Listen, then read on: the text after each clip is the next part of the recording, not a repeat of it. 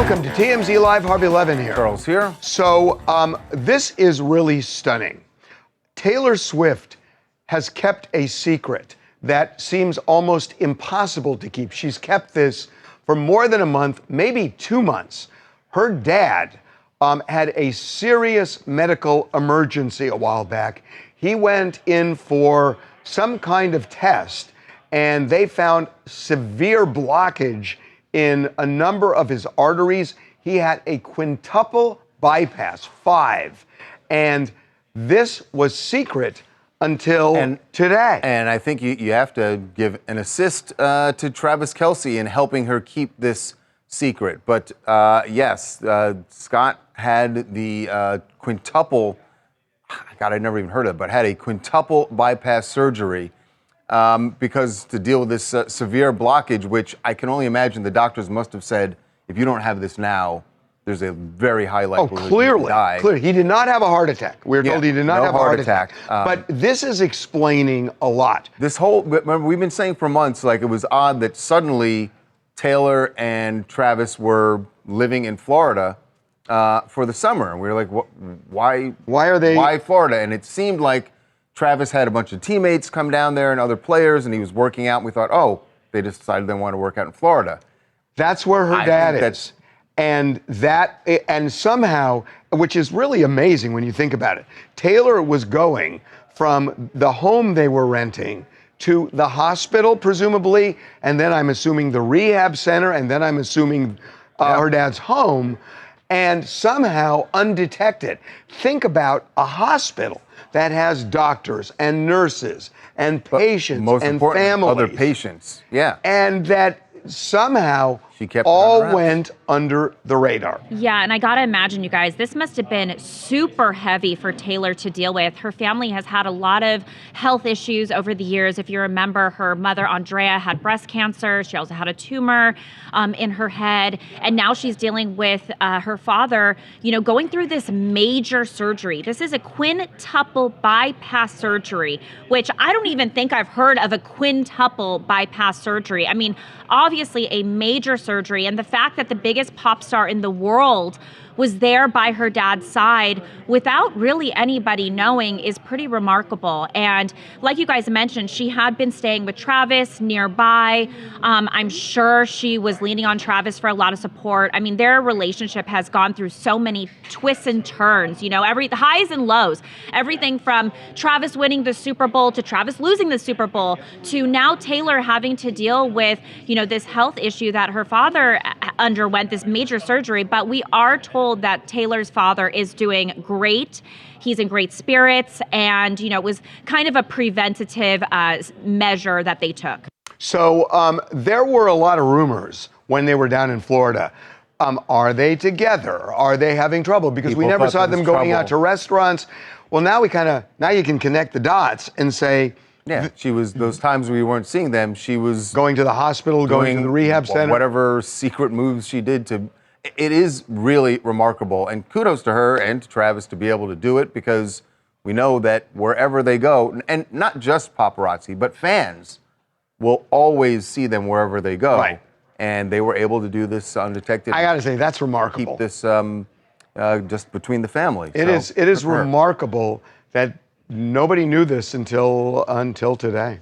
Hi, I'm Daria. I'm from Philadelphia, and I am really excited that Scott Swift was able to recover.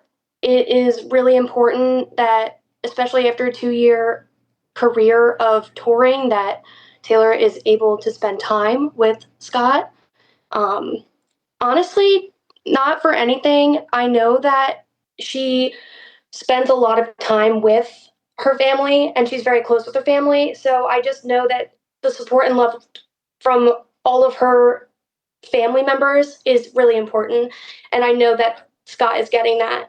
What's really interesting, I just thought of, is that the timing of this, had this happened a few months before when she was on tour, she would have put the tour on ice. Yeah, so absolutely. That's really interesting there.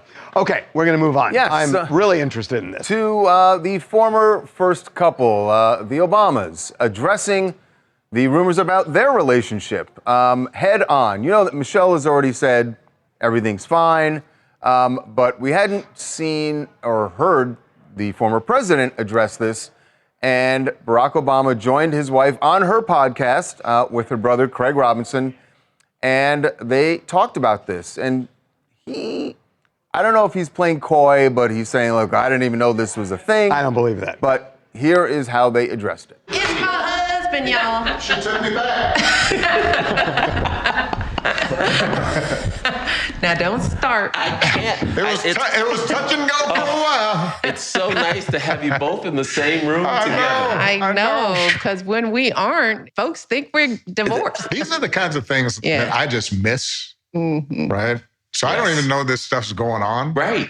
And then somebody will mention it to me, and I'm all like, what are you talking about? Yeah. There hasn't been one moment in our marriage where I thought about quitting my man. And we've had some really hard times. So we have had a lot of fun times, a lot of adventures, and I have become a better person because of the man I'm married to. Okay, don't make me cry now. So, okay, a couple of things. Number one, and this is the easy one. Barack Obama is steeped in pop culture. Right. I mean, he knew about Kanye in the White House. Remember when the mic was off? He knows about stuff. He doesn't wall himself off to this. He likes it. So there's no way That he hadn't heard all this stuff. It's been going on for 6 months. So There's no way he didn't hear about it. That's Right. the easy one. The harder one is Michelle saying, never for a second I thought of quitting. Yes, but she also said we have had very hard times. But Charles, she said that in the book. So she didn't say it in this podcast, which is driving me crazy because just own up. It just feels like they're sugarcoating it. She didn't say it in the book. She did not say she didn't ever he? thought of leaving him. No, but she said hard times, that they've been through really hard times together. Look, here's the backstory. That before he became a U.S. Senator, he was a state legislator in Illinois. They lived in Chicago. She worked at Billings Hospital at the University of Chicago. He had to go to Springfield, which is way far away. You don't even know Mr. I live in Chicago. Do you know which way Springfield is from Chicago? North. South. Oh my God. So he goes to land. He goes down to Springfield. Springfield, and he's there a lot. And she, at the time, dealing with Melania alone, trying, Malia. Excuse. I'm sorry. Melania. Did I just say that? Oh my God. Oh my God. Malia. Yes. And she's juggling a career and everything else.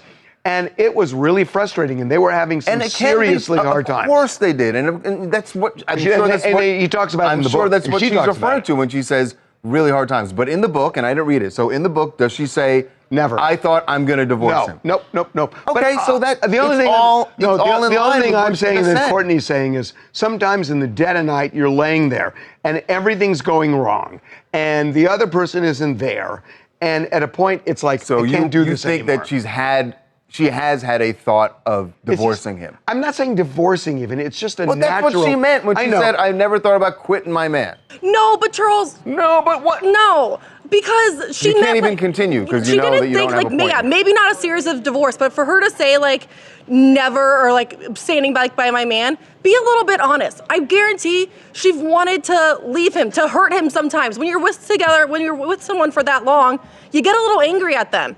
And so, just be honest about it. Big Obama fans, by the way. Love them as a couple. But it's you be just real. revealed a lot about yourself. You heard what she said, right? Sometimes you just leave him just to hurt him. Well, yeah, that is Courtney. Wow.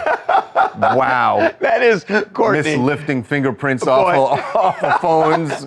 Wow. It's really true. Uh-huh. Hi, it's Gabriela from California, and today I'm weighing in on the Michelle Barack divorce rumors. I thought it was funny the way they laughed off the divorce rumors because I definitely have heard rumors swirling around the last few months. First, it was the sports anchor, then it was Jennifer Aniston. The media's been running wild lately. Yeah, you're right. I mean, and those rumors were BS. I mean, that was just made up stuff, I think.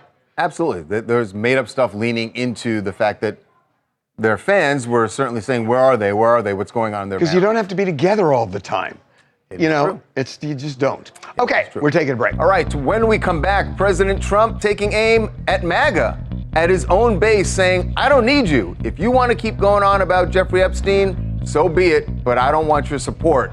Why is he turning on them? Why is Epstein tearing the Trump coalition to pieces from middle America right up to Capitol Hill? We're going to be joined by Michael Knowles when we come back to figure out how Trump deals with this, if he can.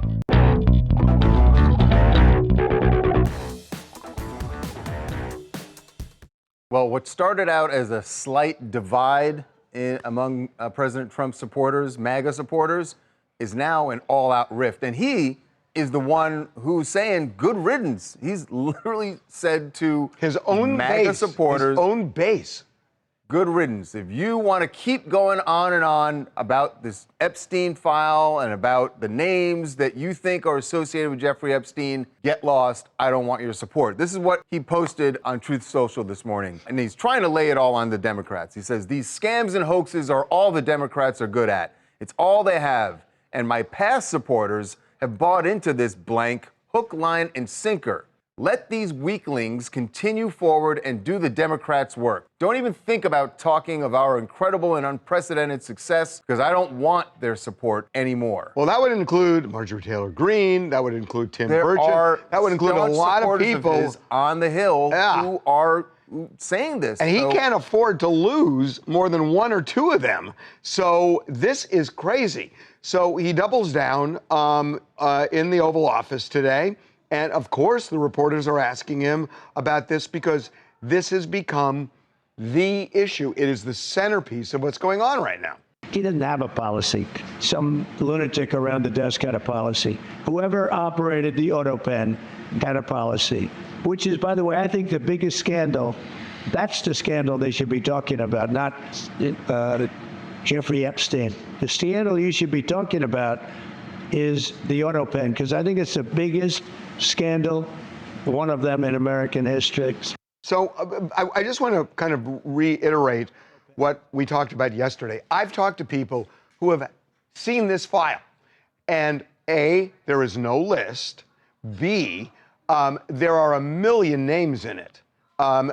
Because Jeffrey Epstein bragged about all the people he knew, billionaires, movie stars, music stars, politicians. Fidel Castro is in this. Donald Trump's name is mentioned more than a few times, I'm told, by two different people. And nothing untoward, though. I mean, there are so many names of just people who knew the guy. But there's nothing untoward. But I'm wondering, is this, he just doesn't want that, even though he wants nothing. Out. And maybe it's not even, who knows, maybe it's not only about himself, could be about some of those other people. Could be about some of the other people. He doesn't want it out. That's but right. He's got a huge problem on his hands now. Yeah. And I don't know what happens to MAGA. Let's bring in someone who we know is definitely watching this very closely, our good friend Michael Knowles from The Michael Knowles Show. Goodbye, MAGA? What's going on, Michael? Yeah. It's not quite at the level of goodbye, MAGA, but I think this is the most serious threat to the MAGA coalition that we've seen in the last 6 months. I don't know, maybe the last 6 years. And the reason is actually something we talked about last time I was on the show, which is I said, look, guys, I don't think anybody is more frustrated about the Epstein stuff than Trump is. Because there are all sorts of reasons why the government might not release all the names of the people associated with Epstein. For one, it's a pretty far-flung list, as you mentioned, Harvey. It includes Fidel Castro. So, there are a lot of people involved. So for reasons of everything from avoiding defamation all the way up to, I don't know, unraveling the world order because of the prime ministers and royalty and as serious political leaders who associated with Epstein, for any of those reasons, the government might say, okay, we're not just going to publish all of these files. That said, I don't think that what MAGA wants is just to publish all the files willy-nilly. I don't think that's a top priority. Some people say that, but I think what we really want is justice. But what is justice? What is justice? Justice would be a prosecution of some of the bad people. Justice would be political consequences if we're talking about agencies of our government or even foreign governments. Justice would be some consequence where this doesn't just get brushed under the rug. And I'm sure Trump would like that too. Trump was interviewed in front of Marine One, and he was going off about Epstein and how annoying it is that people are still asking about it. And he said, but look, I want anything that is credible to be released too.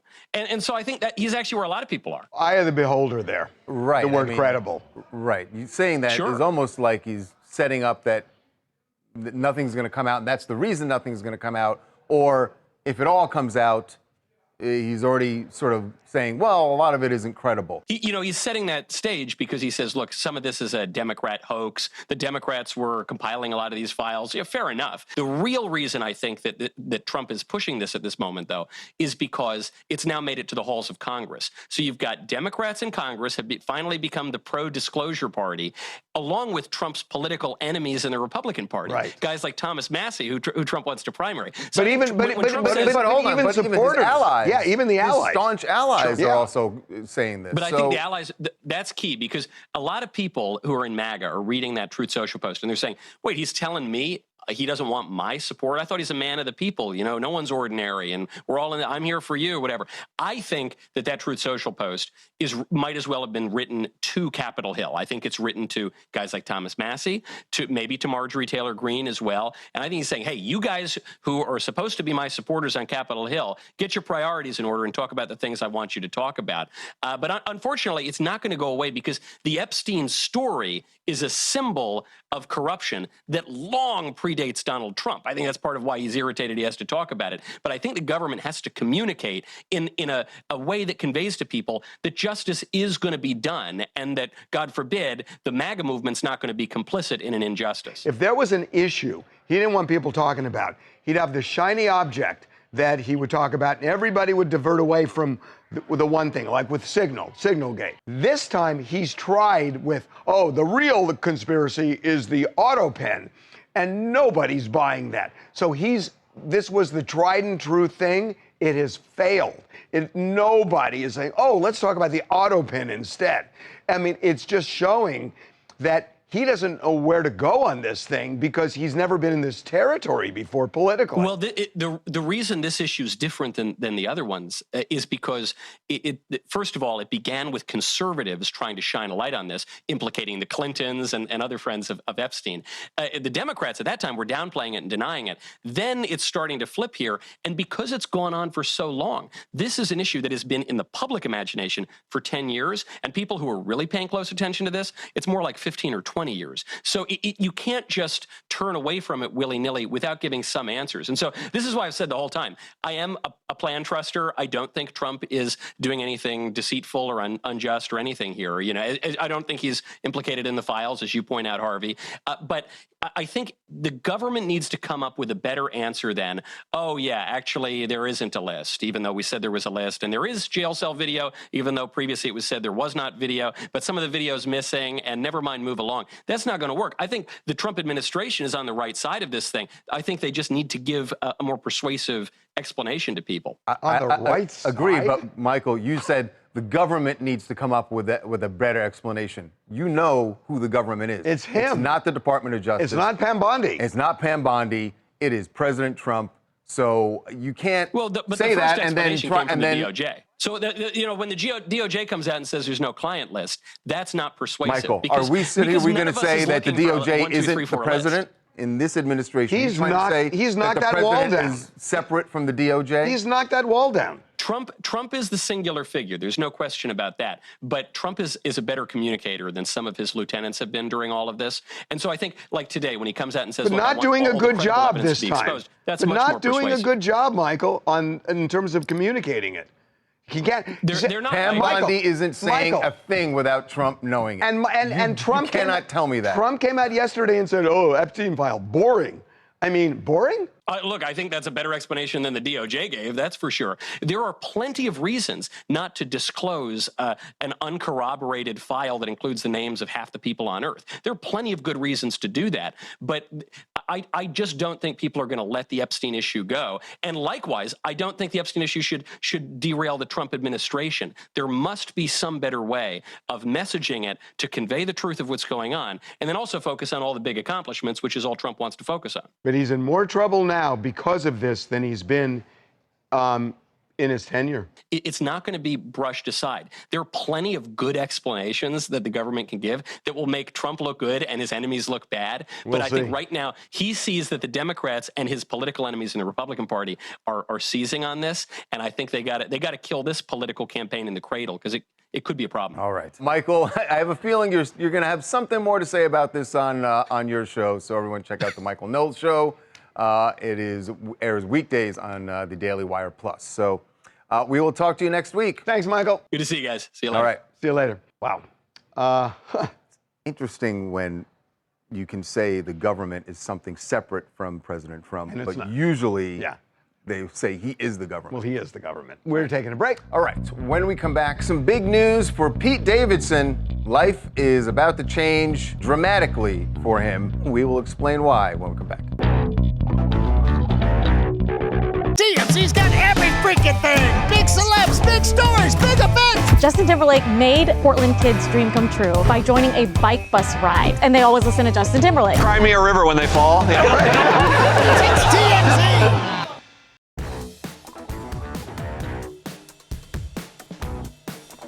Well, Pete Davidson, probably a little nervous right about now. I would think. I would think so. I mean, first-time dad. Usually there's a bit of nerves that comes along with that. Yes, Pete Davidson is expecting. He and his girlfriend, Elsie Hewitt, having their first child. This morning. How long have they been together? Well, long enough. I don't know. Yeah, long. Doesn't take long. Shocking news, I guess you could say, because they were first linked together in March, so that's obviously not very long. But we knew they were getting serious because a couple months ago we broke the story that they had moved in together. So that's obviously a massive step. So we learned that they just recently started telling their family and close friends that Elsie was pregnant. And she's due sometime towards the end of the year. So pretty soon he's gonna have a kid. We don't know if it's a boy or a girl, so they haven't revealed that. Elsie did confirm the story. She posted on Instagram a bunch of photos, and she says, well, like captioned it being funny. She's like, well, everyone knows we had sex now. And then posted a bunch of like cute photos of them and the sonogram and all that stuff. Devin, real quick, do you have any advice for Pete? Advice for Pete? Yeah, as a first-time dad. Yeah, I mean, it's going to be a great time. Those first couple months, rough. He's so lying. Very so lying. Wow. So lying. I was just testing if you were going to be honest. Well, you don't believe a word he said. Okay. All right. So we got big wrestling news. Yes, we got to give a shout out to the former WWE World Heavyweight Champ, Damian Priest, who we got out in New York City. And we were talking to him about Bad Bunny. He's a big fan. He says he's actually going down Puerto Rico for one of his residency shows. But here's where I got to give a shout out to Damian, because I know you didn't plan it this way, but you stirred a whole you-know-what storm in this office. We had a massive argument this morning over whether wrestling is a sport or not. So we're going to now give you a peek inside what happened in the newsroom, and then we're going to tell you about how you're going to see more of this beginning tomorrow. It is the most physical sport out. I think it's ignoring the main issue. It's not about winning. Nobody is saying that pro wrestling is not athletic, that it is not an incredibly strenuous and dangerous performance, but that's what it is. It's a performance, and it's very entertaining, but it's not sport. Why? Because the outcome is determined when they start. So why is that the definition of a sport? Because that's the sport, is the competition. If you don't know what the outcome is, then it's a sport. So that outcome is based on your performance still. So if you did great this week, you get rewarded. You have to get from point A to point Z, and even if it's scripted, you still have to get along the way to that point. So that's how you get champions. You determine this guy is good enough to be a champion. This guy's good enough to carry the company. So you get rewarded. His performance is good enough. But each time they step into the squared circle, wow. Each time they step, they already know who's going to be the winner of that particular. So hold on. That day. Have you ever? That day. You're right, and I agree with you that over time we have covered WWE stars who got really hurt in the middle of a match, and they couldn't. About people getting hurt. No, hold on. That's not what makes. No, hold on. And they couldn't get to the end of winning or losing. Correct. So the script says, yeah, this person's going to end up winning, but you have to clear all the obstacles in order to do it. And there are times when they can't get well, no, but then the plan B is so uncertain that it's a sport. It's improvised. And by the way, the whole match is You're talking about the exception, not the rule. The rule is they do know. No, the rule is you have to take a beating at here and here and here and endure it to get to here. So. Oh, it's pretty clear I won that argument. It's pretty clear I won that argument. Tomorrow. Roger would say he won. Tomorrow we're changing things up here. And this is going to feel much more like this meaning TMZ Live. What you just saw. The newsroom. Right. And as things happen in our newsroom, that's going to be what you're going to be seeing on TMZ Live beginning tomorrow. So check it out. Kind of excited about this. Yes, it's going to be great. Okay, we are going to take a break. All right. When we come back, police make an arrest in the double murder of the American Idol executive and her husband, and what they now know about the suspect and when these murders most likely happened, and it has their neighborhood absolutely on edge.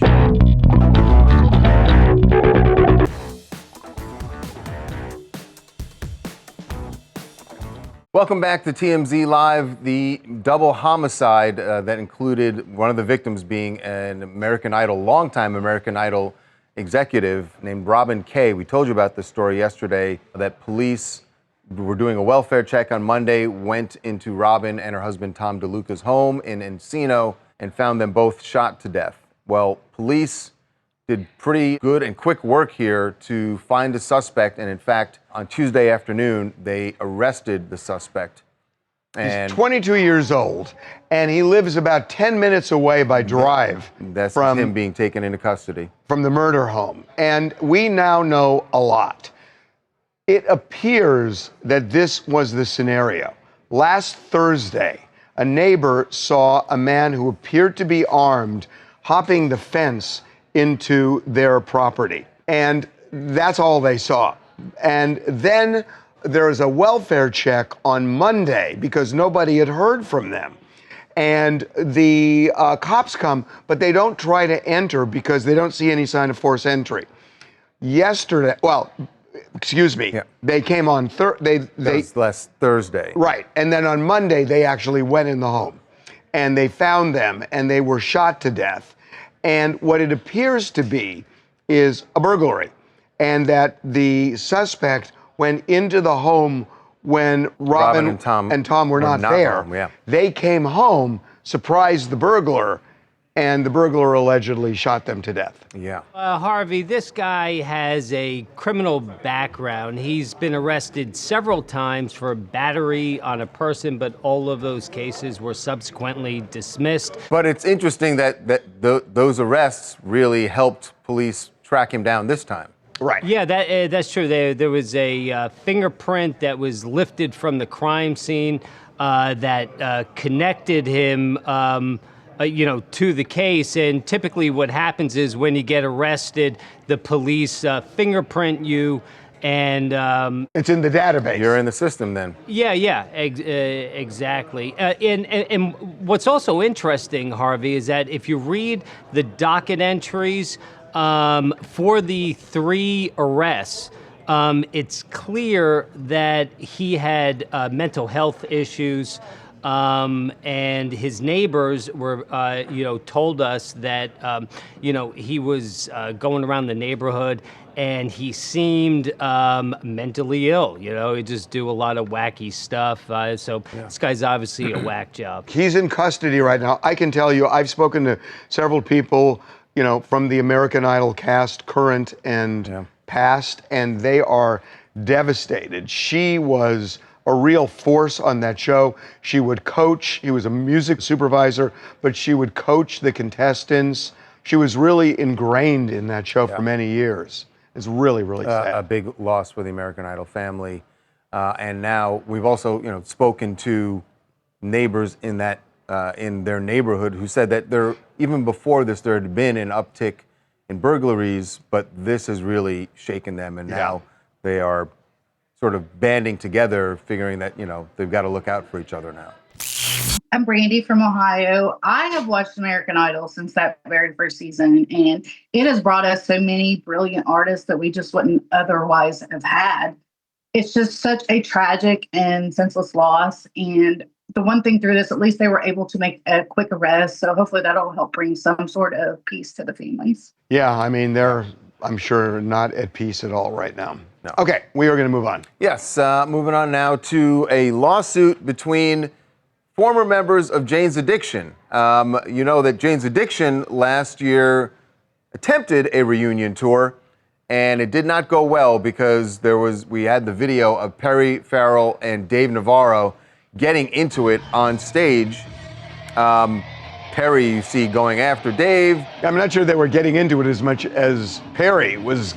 Yeah, Perry definitely wanted to start that, and Dave Navarro now is filed a lawsuit over this, over what you're seeing right here. It's an assault and battery and intentional infliction of emotional distress lawsuit. Filed a year after this incident. It blew Jane's Addiction apart, the whole reunion. Yeah, the reunion ended. They called off the tour 2 days later. And Dave now says that there were a lot of things in this lawsuit. He mentions a lot of things that were going on in the background that people didn't know before the tour started. About Perry. About Perry. And he seems to indicate that Perry was clearly going through something. What's odd in the lawsuit is that he's saying all those things, yet it's not like he's giving him an excuse. He's not saying it's not an excuse, and he's now filed this suit. Right. And it's not just him, it's the other two members as well. Like Dave is the one suing for assault and battery. All three of the other members are suing for emotional distress, negligence, and breach of contract. Jane's Addiction has had a tumultuous history the entire time they've existed, off and on again over the years, and it's always kind of blown up or imploded or something's happened. I think this is the end of them. It's a very public brawl on stage, lawsuits, $10 million they're suing for. They don't come back from this one. Eric, you know, it just makes me so impressed. I know. The Rolling Stones, just the idea that they could last from 1963 and 4 to now with all they went through, and they just have kept that glue. And never beat each other up on stage. Although they had their ups and downs. But I think Mick and Keith, I don't know if they ever hated each other like that, but they learned early on whatever problems we have are not bigger than what we have as a group, and they have kept that together for over 60 years. It's amazing. Tristan Burley, Pasco, Washington. I would really love to see this get settled outside of court, just because I've seen this happen so many times in the past where bands go bring it up into a judge and then everything just sort of falls apart and that band never plays again. So I love Jane's Addiction and I would love to see them play more music, but I don't know if they'll be able to after this one. Taking a break. All right. When we come back, some stunning video out of New York City that is raising alarms about some dangerous activity that some teens in New York City and other cities are doing. Subway surfing. It is far more common than you think. When we come back, we'll be joined by a woman whose family was rocked by tragedy earlier this month when her 15-year-old brother died subway surfing.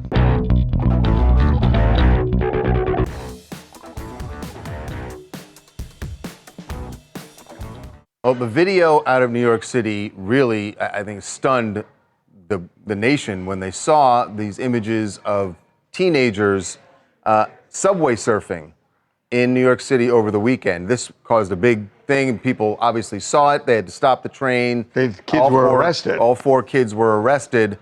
But I think, and I've heard of this happening in New York City, I think for everyone to see this video and how incredibly, obviously dangerous this is, has just set off all sorts of alarms for people in New York City. And for some people in New York City, it is also very triggering because it brings up memories of tragedy, some of them recent. This happens way more often than people know about. I think in New York City, they probably hear about it, but it is painfully common.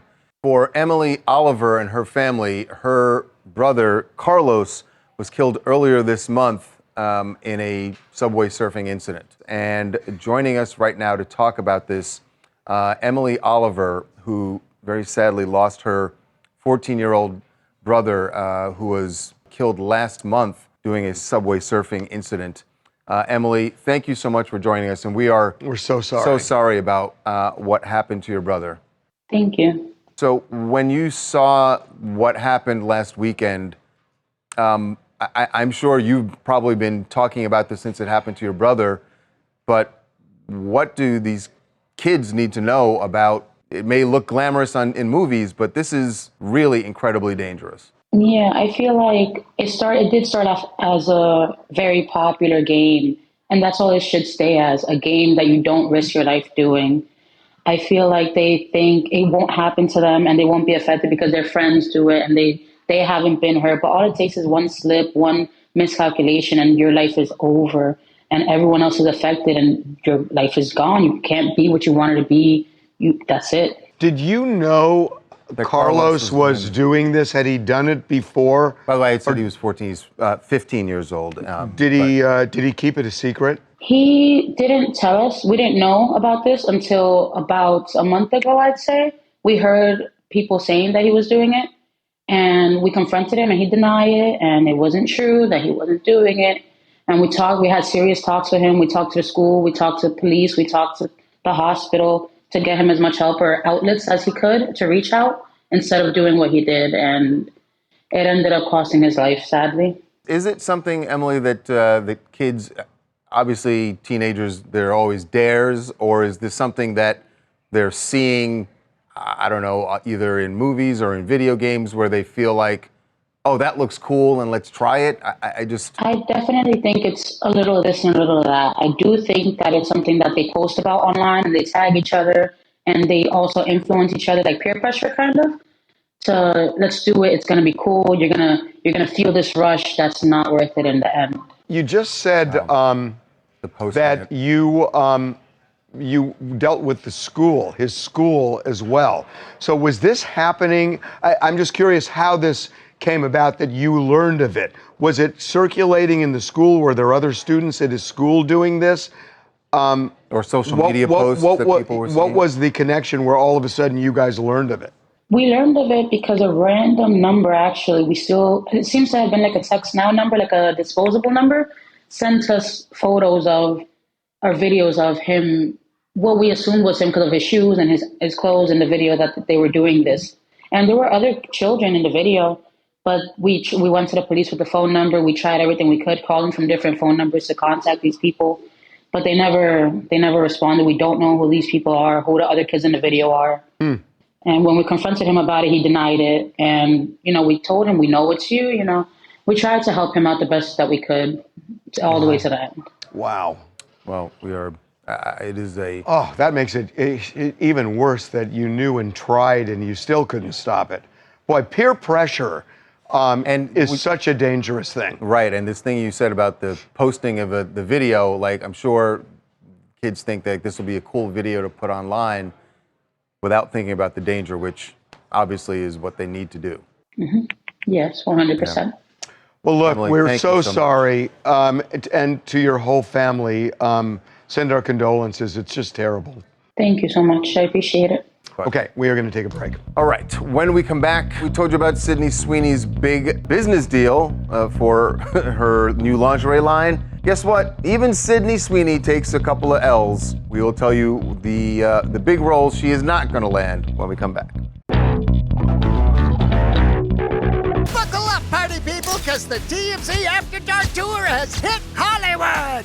Get ready for a 2-hour rager on wheels with the DJ dropping beats as we hit Sunset and Hollywood Boulevard, baby. We see the hottest restaurants, sickest clubs, and stop at banging bars along the way. The festivities kick off every weekend from the Hard Rock Cafe at 7:30 p.m. So head to TMZTour.com to book your tickets for the TMZ After Dark Tour.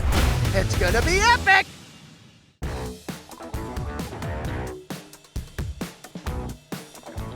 Never say never.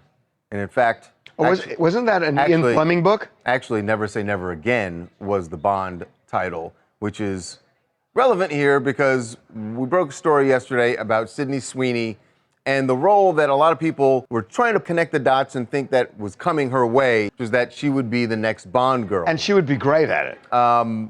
But it's not going to be. Damn. But like I said, it's not going to be for this time. What we found out, she's not going to be the next Bond girl in the upcoming film that they are just starting to work on now. That's not going to be, she's not going to land that one. The reason people were thinking that is because Prime Video and MGM are producing and distributing the next Bond film. And in fact, I think Prime bought the franchise, right? So I think what you're suggesting is Lauren Sanchez. Because Lauren Sanchez and Jeff Bezos already are backing her lingerie line. Yeah. They kind of figured, oh, and she'll also get that Bond role. You said she's taking an L. She is taking an L. Lingerie for $1 billion. I'm just saying, I think down the road, there's still a possibility she could be a Bond girl. I think it's not like there's only going to be one Bond movie. She could absolutely be a Bond girl. Hi, I'm Liz from Oregon, and I think we're more likely to see Sydney Sweeney in her new lingerie line in space, selling us her used oxygen before she's a Bond girl. Oh, that's hysterical. Just get her in every Jeff Bezos venture. Yeah. Love it. What else do you guys want to talk about? I'm Kennedy from Utah, and we're talking Scott Swift. I'm brand new to the Taylor Swift community, but I know they take care of their own. So I can guarantee they have lots of healing vibes going his way. What do you mean you're brand new to the community? What does that mean? When did you join? As of this week on TikTok, I am brand new Taylor Swift listener. So how's it going? So far, so good. Yeah. Have they been welcoming, the Swifties? Oh, very much so. I mean, they've come to me in droves. Is it feeling a little culty, though? No comment. Why? Because you're already programmed. Oh, my God. Okay, one more.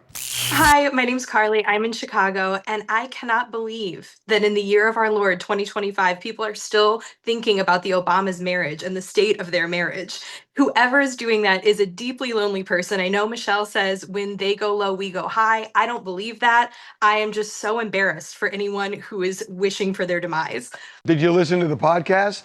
Yes. Then she got you. Yep, it worked. It worked. She got you. Okay, we're taking a break. When we come back, Emma Watson, hang up your keys. You're not going to need them for a while. Why her license has been suspended for 6 months for what seems like a very, very... It's a bum rap. Picayune, I think they would say in the UK, infraction.